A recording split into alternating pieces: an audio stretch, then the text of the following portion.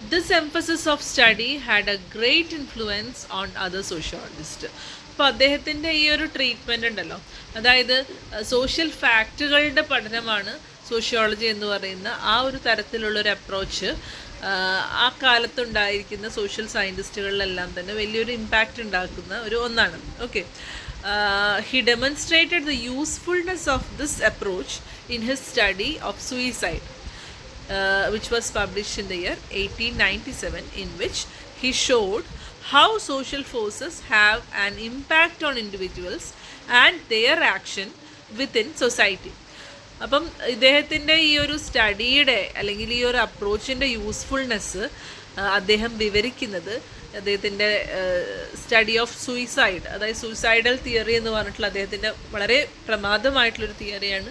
അതിൻ്റെ വീഡിയോസ് ഞാൻ already send ചെയ്ത് തന്നിട്ടുണ്ട്. അപ്പം അതിൽ പറയുന്ന പ്രകാരം എങ്ങനെയാണ് എക്സ്റ്റേണൽ ആയിട്ടുള്ള സോഷ്യൽ ഫോഴ്സസ് ഒരു വ്യക്തിയിൽ അതിൻ്റെ ഒരു പ്രഭാവം ചെലുത്തുന്നതെന്നും അദ്ദേഹത്തിനെ കൊണ്ട് ആത്മഹത്യ പോലുള്ള ഒരു കാര്യം ചെയ്യിപ്പിക്കുന്നതെന്നും ഒക്കെ അദ്ദേഹം വിശദമായിട്ട് തന്നെ പറയുന്നുണ്ട്. അപ്പം ഒരു ഇൻഡിവിജ്വലിൻ്റെ ആക്ഷൻ്റെ പുറത്ത് ഒരു സോഷ്യൽ ഫോഴ്സ് എത്രമാത്രം ഇമ്പാക്റ്റ് എങ്ങനെയെല്ലാം ചെലുത്തുന്നുണ്ട് എന്ന ഒരു കാര്യം വിശദീകരിച്ചുകൊണ്ടാണ് അദ്ദേഹം തൻ്റെ പഠനത്തിൻ്റെ അല്ലെങ്കിൽ തൻ്റെ അപ്രോച്ചിൻ്റെ ഇമ്പോർട്ടൻസിനെ പറ്റിയിട്ട് ആളുകളെ ബോധ്യപ്പെടുത്താൻ ശ്രമിക്കുന്നത്. Okay, his emphasis however was not on the individual but the social causes behind it. നമുക്കറിയാം സൂയിസൈഡ് പോലെ ഒന്ന് അതുവരെ അന്ന് കാലം വരെ അതൊരു സൈക്കോളജിക്കൽ ആയിട്ടുള്ളൊരു തലത്തിൽ മാത്രം ഒതുങ്ങി നിന്നിരുന്ന ഒരു ഇൻഡിവിജ്വലിസ്റ്റിക് ആയിട്ടുള്ളൊരു പ്രോബ്ലം മാത്രമായിരുന്നു.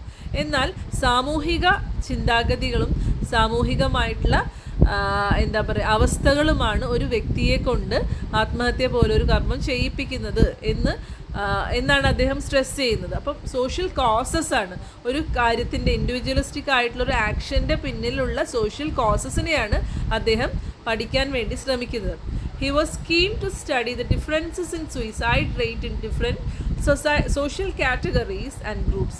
അതായത് വിവിധങ്ങളായിട്ടുള്ള രാജ്യങ്ങളിലും റീജിയൻസിലും അതുപോലെ ഗ്രൂപ്പ്സിൻ്റെ ഇടയിലും ഒക്കെ അദ്ദേഹം പഠനം നടത്തുന്നുണ്ട്.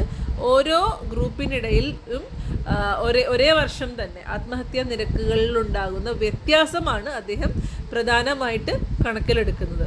Okay, according to Durkheim it was the variations within the social facts which explain different rates of suicide in different groups. Okay, അപ്പം അദ്ദേഹം പറയുന്നത് എന്താണെന്ന് വെച്ചിട്ടുണ്ടെങ്കിൽ സോഷ്യൽ ഫാക്റ്റിൻ്റെ വ്യത്യസ്തത, സോഷ്യൽ ഫാക്റ്റിൻ്റെ എക്സിസ്റ്റൻസിലുള്ള വ്യത്യസ്തതയാണ് ഓരോ സൊസൈറ്റിയിലും നിലനിൽക്കുന്നതെന്നും ഇത്തരത്തിലുള്ള വ്യത്യസ്തതയാണ് ഓരോ സൊസൈറ്റിയിലും സൂയിസൈഡൽ റേറ്റിനുണ്ടാകുന്ന ഡിഫറൻസിന് ബേസിക് ആയിട്ടുള്ള റീസൺ എന്നുമാണ് അദ്ദേഹം തെളിയിക്കാൻ വേണ്ടി ശ്രമിക്കുന്നത്. അദ്ദേഹം പറയുന്നു 2 types ഓഫ് സോഷ്യൽ ഫാക്റ്റുകളാണുള്ളത്. First one is material and non material. Material in the sense എന്താണ്? Bureaucratic law differ from non material facts, that is social institution and culture. അപ്പം മെറ്റീരിയൽ ഫാക്റ്റിൻ്റെ എക്സാമ്പിളായിട്ട് അദ്ദേഹം പറയുന്നത് ബ്യൂറോക്രസി, നിയമം പോലുള്ള കാര്യങ്ങളാണ്. ഉദ്യോഗസ്ഥ വൃന്ദം, അതുപോലെ തന്നെ നിയമം, അങ്ങനെയുള്ള കാര്യങ്ങളൊക്കെ മെറ്റീരിയൽ ആയിട്ടുള്ള കാര്യങ്ങളാണ്, എഴുതപ്പെട്ടിട്ടുള്ളതാണ്, നമുക്ക് എന്താ പറയുന്നത് തിരിച്ചറിയാനും ഒരു ഫിസിക്കലായിട്ടുള്ളൊരു എക്സിസ്റ്റൻസ് ഉള്ള സംഭവങ്ങളാണ്. അതേസമയം നോൺ മെറ്റീരിയലായിട്ട് ഒരുപാട് സോഷ്യൽ ഫാക്റ്റുകൾ ഉണ്ടല്ലേ, നമുക്ക് അറിയാൻ പറ്റാത്ത കാര്യങ്ങൾ, അതായത് സോഷ്യൽ ഇൻസ്റ്റിറ്റ്യൂഷൻസ്, ഫാമിലീസ്, കൾച്ചർ, അങ്ങനെയുള്ള ഒരുപാട് കാര്യങ്ങളുണ്ട്. And it was the later that Durkheim focused upon in most of his work. അപ്പം അദ്ദേഹം ദുർഖൈമിൻ്റെ സ്റ്റഡീസിൽ എന്തിനെയാണ് കൂടുതൽ ഫോക്കസ് കൊടുക്കുന്നത്?